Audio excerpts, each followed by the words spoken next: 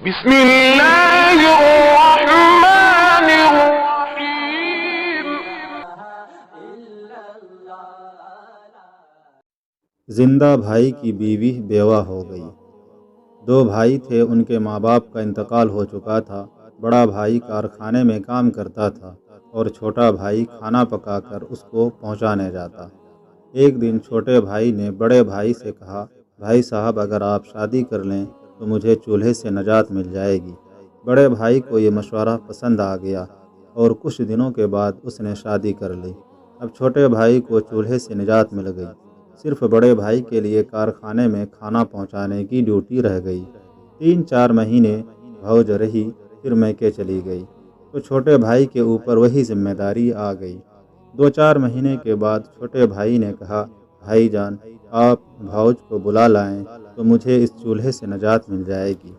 بڑے بھائی نے کہا، تیرا کہنا تو ٹھیک ہے، مگر ایک بات یہ ہے، اگر میں بلانے جاؤں گا تو کارخانے سے چھٹی لینی پڑے گی اور پھر میری تنخواہ بھی کٹے گی۔ اگر تم بلانے چلے جاؤ تو زیادہ اچھا ہوگا۔ جب چھوٹا بھائی جانے کے لیے تیار ہو گیا تو بڑا بھائی اس کو سمجھانے لگا کہ تم وہاں جا کر کیا کہو گے؟ چھوٹے بھائی نے کہا، میں تو وہی کہوں گا جو آپ مجھ سے کہیں گے۔ بڑے بھائی نے اس کو نصیحت کرنا شروع کیا اور کہا کہ سنو، جب تم وہاں محلے میں پہنچنا تو سب سے پہلے سلام کرنا۔ وہاں پر آپ کے ہم عمر لڑکے ملیں گے جو تمہاری بھوج کے گھر تک لے جائیں گے۔ وہاں جا کر بھی سلام کرنا، اور جب بھوج کے گھر پہنچو گے تو پاس پڑوس کی عورتیں بھی آ کر جمع ہو جائیں گی اور تم سے پوچھیں گی کہ کیوں آئے ہو، تو جواب دینا کہ بھوج کو بلانے آیا ہوں۔ چھوٹے بھائی نے کہا، پھر کیا کہوں گا؟ بڑے نے کہا، اس کے بعد کچھ نہ کہنا، تجھ میں عقل ہے نہیں، زیادہ بولو گے تو تمہاری اور ہماری بے عزتی ہوگی۔ چھوٹا بھائی سلام کر کے چل دیا۔ جب اس قصبے میں پہنچا جہاں اسے جانا تھا تو محلے میں جا کر زور سے سلام کیا۔ ہم عمر لڑکے تو ہر جگہ ہوتے ہی ہیں۔ ان بچوں نے سلام کا جواب دیا اور اس کو اس کی بھوج کے گھر پہنچا دیا۔ گھر پہ جا کر بھی سب کو سلام کیا اور پاس پڑوس کی بہت سی عورتیں جمع ہو گئی۔ عورتوں کی یہ عجیب خصوصیت ہے کہ پاس پڑوس میں کوئی نیا آدمی آئے تو محلے کی سب عورتیں جمع ہو جائیں گی کہ دیکھیں کون آیا ہے۔ بہرحال جب عورتیں جمع ہو گئیں تو اس سے پوچھنے لگیں کہ کیسے آنا ہوا۔ لڑکے نے جواب دیا کہ بھوج کو بلانے کے لیے آیا ہوں۔ ایک عورت نے پوچھا، آپ کے بھائی تو اچھے ہیں؟ ان کے پوچھنے پر یہ خاموش رہا، کیونکہ زیادہ بولنے کے لیے بڑے بھائی نے منع کیا تھا۔ اس کے خاموش رہنے پر عورتوں کو شبہ ہوا۔ دوسری عورت نے پوچھا، آپ کے بھائی کی طبیعت کیسی ہے؟ جب بھی وہ خاموش رہا۔ اس میں سے کسی عورت نے کہا، کیا بیمار ہے؟ کسی عورت نے کہا کہ ایکسیڈنٹ ہو گیا ہے۔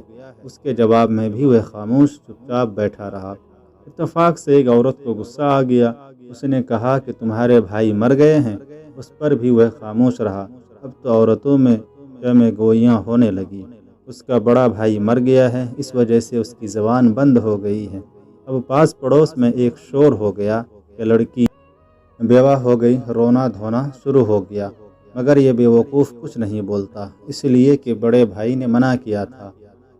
وہ اس کی پوری پابندی کر رہا تھا۔ یہ بھوج کے یہاں ٹھہر رہا۔ 2-3 دن کے بعد تیجا ہوا، پھر 10واں بھی ہوا۔ اس نے تیجا بھی کھایا اور 10واں بھی، مگر کچھ بول کر نہیں دیا۔ 10واں کھانے کے بعد جو بولے تو کہا کہ بھوج کو ہمارے ساتھ بھیج دو۔ گھر والوں نے کہا، اب تو بیوہ ہو گئی ہے، اب کیا کرنے بھیجیں؟ چنانچہ وہ اکیلا واپس چلا آیا۔ دور کا معاملہ تھا۔ جب گھر پہنچا تو بڑے بھائی نے پوچھا، تیری بھوج کہاں ہے؟ اس کو ساتھ میں نہیں لایا؟ چھوٹے بھائی نے جواب دیا کہ وہ تو بیوہ ہو گئی، اس لیے انہوں نے میرے ساتھ رخصت نہیں کیا۔ بڑے بھائی نے کہا، میں تو زندہ ہوں، پھر وہ بیوہ کیسے ہو گئی؟ چھوٹے بھائی نے کہا، یہ تو مجھے معلوم نہیں، وہاں کے سب لوگ کہہ رہے تھے کہ لڑکی بیوہ ہو گئی۔ بڑے بھائی کو بہت غصہ آیا اور چھوٹے کو سختی کے ساتھ ڈانٹ ڈپٹ کر کہا، تو بہت ہی بڑا بیوقوف ہے، میرے ہوتے ہوئے وہ ہرگز بیوہ نہیں ہو سکتی، تو کیسی پاگلوں کی باتیں کرتا ہے۔ بڑے بھائی کے دھمکانے سے چھوٹے بھائی کو بھی غصہ آ گیا اور کہنے لگا، تیرے زندہ رہنے سے وہ کیوں بیوہ نہیں ہو سکتی؟ بڑے بھائی نے کہا، ہرگز نہیں ہو سکتی، تو چھوٹے بھائی نے کہا تو زندہ تھا تو ممی کیوں بیوہ ہو گئی؟ تو زندہ تھا تو پھوپھی کیوں بیوہ ہو گئی؟ تو زندہ تھا تو چچی کیوں بیوہ ہو گئی؟ تو زندہ تھا تو خالہ کیوں بیوہ ہو گئی؟ اب تیرے زندہ رہنے پر اگر بھاؤج بیوہ ہو جائے تو پھر میں کیا کروں؟ چھوٹا بھائی بڑے بھائی کو سمجھانے کے لیے ممی کی، پھوپھی کی اور خالہ کی دلیلیں دے رہا کہ وہ تیرے زندہ رہنے کے باوجود بیوہ ہو گئی، اسی طرح تیرے زندہ رہتے ہوئے بھاؤج بھی بیوہ ہو گئی تو میں کیا کر سکتا ہوں؟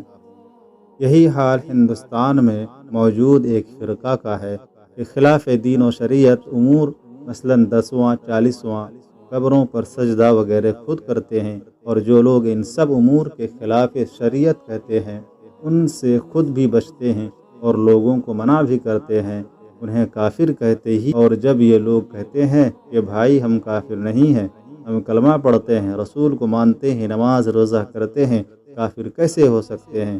تو کہتے ہیں کہ تمہارے